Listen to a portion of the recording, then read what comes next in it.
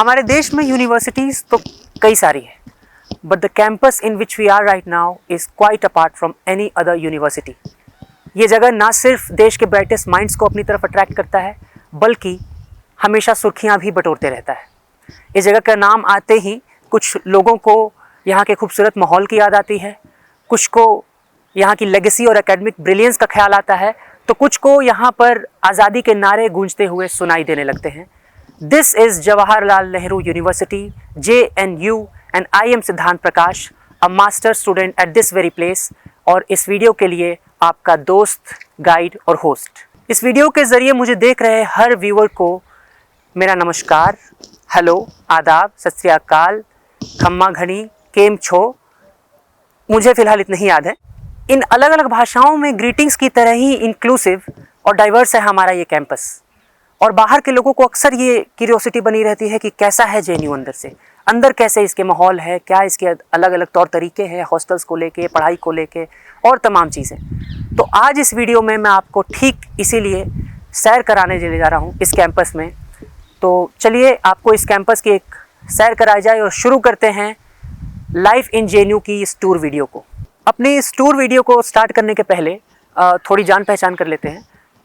My self Siddhant Prakash, I hail from Patna, Bihar, और मैंने अपनी ग्रेजुएशन की पढ़ाई university of Delhi ARSD college से कंप्लीट की है।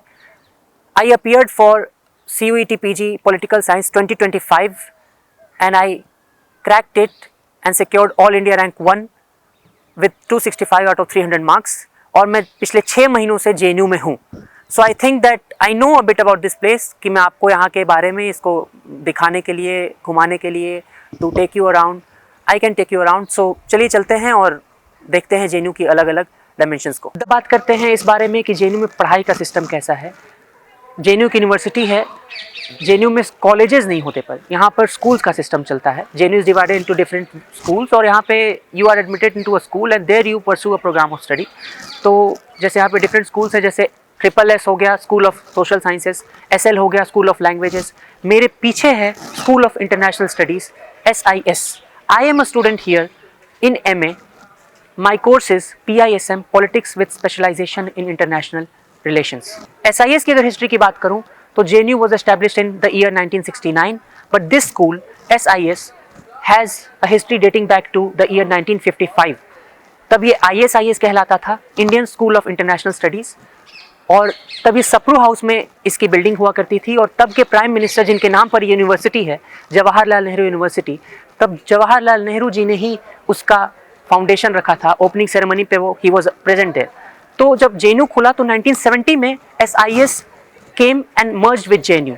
तब से ये JNU का हिस्सा है, with all it's long legacy, distinguished professors. अलग अलग प्रोफेसर्स यहाँ पे रहे हैं with their own distinguished careers, और उन्होंने SIS को SIS बनाया है। उन्होंने यहाँ पर एक लेगेसी क्रिएट की है, और यहाँ के स्टूडेंट्स, यहाँ का alumni network is very strong. हमारे देश के external affair minister S Jaishankar ji भी यहीं के स्टूडेंट रहे हैं। हमारे देश की फाइनेंस मिनिस्टर निर्मला सीतारमन जी यहीं के स्टूडेंट रही हैं SIS की। और recently SIS completed 70 years, very recently, of its inauguration. And यहाँ के एलुमनस रहे S जयशंकर जी भी यहाँ पर आए हुए थे उस वक्त, and he interacted with all of us. तो यहाँ पे देखते हैं हम लोग, लाइब्रेरी है, यहाँ पर एक स्टडी रूम है SIS 1 में, और SIS 2 की अपनी एक अलग बिल्डिंग है। हमारे सामने अब SIS 2 की बिल्डिंग है। SIS में क्या क्या है इसकी बात अगर कर लें तो ये SIS 1 है मेरे पीछे, और इसमें एक लाइब्रेरी है। हर स्कूल में एक लाइब्रेरी है, वैसे SIS में भी एक लाइब्रेरी है। यहाँ पर एक स्टडी रूम है, रीडिंग रूम है नीचे। इसके अलावा SIS 2 में दूसरी बिल्डिंग में सेकेंड फ्लोर पे एक स्टडी रूम है, और वहीं पर हमारी क्लासेस होती हैं। क्लासेस की अगर बात की जाए तो क्लासेस की टाइमिंग यहाँ पे they very from 9 AM to 5 PM। 2 घंटे की स्लॉट्स होते हैं। 9 से 11 क्लास होती है, कोई 11 से 1 होती है, कोई 3 से 5 होती है। तो क्लासेस का टाइमिंग ये रहता है। JNU में एज सच कोई अटेंडेंस पॉलिसी नहीं है, but it is always advise कि आप क्लास रेगुलरली करें, because the professors here are excellent, और काफ़ी कुछ सीखने को मिलता है यहाँ पर। सुबह से क्लासेस शुरू हो जाती हैं, शाम तक you can be involve in any curricular activity. यहाँ पे पास में बहुत सारी चीज़ें हैं, लॉन है, जंगल, पेड़ पौधे, कैंटीन वगैरह। हर स्कूल में अपना एक कैंटीन है। SIS 1 की बिल्डिंग में भी कैंटीन है, SIS 2 की बिल्डिंग में भी कैंटीन है, बाकी स्कूल्स में भी कैंटीन है। तो यहाँ पर कैंटीन कई सारे हैं, स्टूडेंट्स वहाँ पे जाके लुफ्त उठाते रहते हैं। अब हमारे सामने जो बिल्डिंग है, this is the central library of JNU। इस लाइब्रेरी का पूरा नाम है doctor BR Ambedkar central library. हर स्कूल में एक अपनी लाइब्रेरी होती है, स्टडी रूम होता है, और उसके अलावा apart from that this is a 9 floor library accessible to all 24/7 365 days except national holidays. तो ये लाइब्रेरी हमेशा खुला रहता है। Students come here, they make their sittings, वो पढ़ाई करते हैं। यहाँ पर हज़ारों किताबें हैं, और किताबों के अलावा यहाँ पर बहुत ही इंपॉर्टेंट कुछ हिस्टोरिकल आर्काइव्स भी हैं इंडिया की, जो यहाँ पर कंजर्व्ड हैं। तो this library is one of its kind, and यहाँ के छत से एक बहुत अच्छा व्यू मिलता है कुतुब मीनार का। और ये लाइब्रेरी इज़ अ स्पॉट जहाँ पर स्टूडेंट्स ज़्यादा से ज़्यादा वक्त बिताने की कोशिश करते हैं, because it is a den of productivity. The place where we are right now is PSR, Parthasarathy Rocks. JNU के स्टूडेंट्स हों या विजिटर्स हों, they make it a point to visit this place. यहाँ का पॉपुलर अट्रैक्शन है ये। JNU के first vice chancellor Gopal Swami Parthasarathy के नाम पर PSR का नाम रखा गया है। JNU का ये हाईएस्ट पॉइंट है, और यहाँ से JNU का जो नज़ारा मिलता है वो कहीं से नहीं मिलता। यहाँ पे खड़े होकर पता चलता है कि JNU में काफ़ी हरियाली नहीं है, ढेर सारी हरियाली के बीच में JNU बसा हुआ है। यहाँ से आप देख सकते हैं कि कैसे JNU जंगलों से ढका हुआ है, पेड़ों से ढका हुआ है, पौधों से ढका हुआ है, और वहाँ पर बीच बीच में आपको JNU के सेंटर्स, बिल्डिंग्स, ये 9 फ्लोर की लाइब्रेरी दिखेगी, वाटर टैंक दिखेगा। तो दिस इज़ अ स्पॉट जहाँ पे लोग आते हैं, they chill, they talk, they enjoy it, they enjoy the calm here, the serenity, the peace, और सनसेट देखने के लिए तो ये पॉपुलर है ही। तो Parthasarathy rocks is a prominent attraction of this campus. Hostel के मुद्दे को कवर करते हैं। जो भी लोग देख रहे हैं इस वीडियो को, उनमें क्यूरियोसिटी ज़रूर होगी कि हॉस्टल्स का यहाँ पर क्या सिस्टम है, किस बेसिस पर मिलता है और कैसे कैसे रहते हैं यहाँ पर। तो मैं आपको ये बता दूं कि हॉस्टल यहाँ पर JNU अकोमोडेशन देता है। डबल शेयरिंग रूम्स होते हैं, और अकोमोडेशन मेरिट बेसिस पर मिलता है यहाँ पर, subject to availability of course. जैसे रूम्स अवेलेबल होते जाते हैं वैसे हॉस्टल्स मिलते जाते हैं। लिस्ट हर महीने 2 महीने पर आती रहती है। एडमिशन होने के 15-20 दिन बाद, 30 दिन बाद लिस्ट आने लग जाती है, तो उसके बाद से हॉस्टल्स स्टूडेंट्स को मिलने लग जाते हैं। गर्ल्स को पहले प्राथमिकता दी जाती है, उनको पहले हॉस्टल्स मिल जाते हैं। Now coming to the different hostels in JNU, there are total of 19 hostels in JNU, including the newest one which is Barak Hostel। और ये बराक ओबामा के नाम पर नहीं है जैसा मुझे लगा था शुरुआत में, और लोगों को सुनकर लगता है। यहाँ के सारे हॉस्टल्स नदियों के नाम पर हैं। तो यहाँ गंगा हॉस्टल है, यहाँ यमुना हॉस्टल है, यहाँ झेलम है, सतलज है, नर्मदा है, ताप्ती है, और फिर ये बराक है जिसमें मैं रहता हूँ। तो I am resident of Barak hostel. तो चलिए आपको बराक हॉस्टल का एक स्नीक पीक दिया जाए। Hostel accommodation comes with no cost. यहाँ पे हॉस्टल के पैसे नहीं लगते एज सच। एक सिक्योरिटी अमाउंट लगती है which you are liable to get back once you complete your course. तो आप अगर MM में हैं और 2 साल आप यहाँ पे रहते हैं, तो आपको एक अमाउंट देना होता है 6000 रुपीज़ का, जिसमें से 4500 आपको वापस मिल जाते हैं आपका MA कंप्लीट करते ही। तो यहाँ पे कोई चार्ज नहीं है, लगभग फ्री है हॉस्टल यहाँ पर। हाँ, मेस के चार्जेस लगते हैं, जो कि वो भी काफ़ी रीजनेबल होते हैं। रीजनेबली प्राइस है, मेस यहाँ पर भी सब्सिडाइज्ड है। एमिनिटीज़ की अगर बात करें तो हर हॉस्टल में वाईफाई है, जिम है, स्टडी रूम है, रोज़ क्लीनिंग की फैसिलिटी है, गर्ल्स के लिए पैड वेंडिंग मशीन्स हैं और पैड डिस्पोजल मशीन्स भी हैं। और इसके अलावा हर हॉस्टल में एक केयर टेकर हैं who takes care of every student needs. Student की कोई भी दिक्कत होती है वो एड्रेस करते हैं। Barak hostel is a coed hostel. There are few hostels in JNU जो कि प्योरली बॉयज़ हैं, एक आध हॉस्टल हैं जो प्योरली गर्ल्स हैं, और कुछ हॉस्टल कोएड हैं। तो my hostel Barak hostel is a coed hostel. और मेरा रूम जो है आप देख सकते हैं, I like to keep it tidy, I like to keep it clean, contrary to the popular belief कि रूम्स साफ़ नहीं रखते लड़के, but contrary to this I keep it clean. और इस पर मुझे एक लाइन याद आती है दुष्यंत कुमार की कि कौन कहता है आसमां में सुराख नहीं हो सकता, एक पत्थर तो तबीयत से उछालो यारो। तो इस पर मैंने कभी अपने बॉयज़ रूम पर एक बनाया था इसका वर्जन कि कौन कहता है बॉयज़ रूम साफ़ नहीं हो सकता, एक बेडशीट तो तबीयत से बिछा लो यारो। तो कम से कम थोड़ा डिसेंट भी अगर रखें तो रूम काफ़ी ज़्यादा, मैंने ज़्यादा सजावट की गुंजाइश है नहीं एज यू कैन सी, तो डिसेंट ही रखा है, बस ज़्यादा सजावट कर नहीं सकते, तो डिसेंट रखता हूँ और ऐसा रखना पसंद करता हूँ। और इसके अलावा क्लीनिंग की अगर बात करें तो हॉस्टल के रूम को आपको खुद से मेंटेन करना होता है। It is up to you, आप जैसा रखना चाहें वैसा रख सकते हैं। I adopt a middle path, एक मध्यम मार्ग को अपनाते हुए मैं डिसेंट रखता हूँ अपने रूम को। But outside premises and everything else, washroom, bathroom and the corridor, everything is clean by sanitation workers and they play a huge role in keeping our campus clean. Hostel के rules की बात करें तो जो भी hostel coed है, जैसे ये हॉस्टल है कोएड मेरा, तो इसमें गर्ल्स विंग अलग होता है, बॉयज़ विंग अलग होता है। टाइमिंग का ऐसा कोई रिस्ट्रिक्शन नहीं है जेएनयू में. It is a very safe campus. People roam around here late at night. उन्हें वॉक्स करना हो, जो भी करना हो, they enjoy the campus to the fullest. और जब भी आप वापस आना चाहें आप आ सकते हैं. गेट्स खुले होते हैं. And this campus is open for everyone. Hostel भी ओपन रहते ही हैं हमेशा.